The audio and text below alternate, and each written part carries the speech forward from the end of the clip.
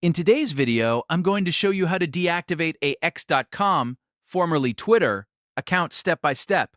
This is a simple process, but it's important to follow each step carefully so you know exactly what happens before you confirm deactivation. If this video helps, make sure to hit that like button and subscribe for more easy tutorials just like this. Alright, let's get started. First, open x.com and log into the account you want to deactivate. Once you're on the main dashboard, look at the left-hand navigation menu. At the bottom, or side of that menu, click the More icon, which is shown as 3 dots. This opens up additional account options. From the menu that appears, select Settings and Privacy. This is where all of your account controls are stored, including privacy settings, security options, and account management tools.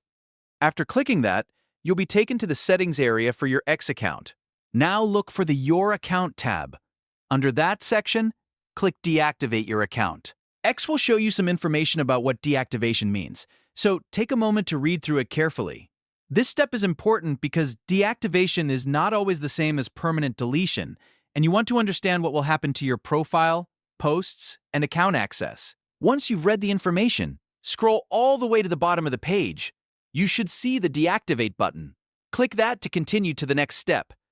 X will then ask you to confirm your choice, so make sure you're ready before moving forward. Next, enter your password when prompted. This is required to verify that you are the account owner. After typing in your password, click the Deactivate Account button to confirm. Once you do that, your x.com account will be deactivated. And that's it. You've now successfully deactivated your x.com or Twitter account. If you ever decide to come back later, make sure you understand the account recovery rules and time limits before signing in again. If this tutorial was helpful, please give it a like, subscribe to the channel, and turn on notifications so you never miss a new how-to video. Thanks for watching, and I'll see you in the next one.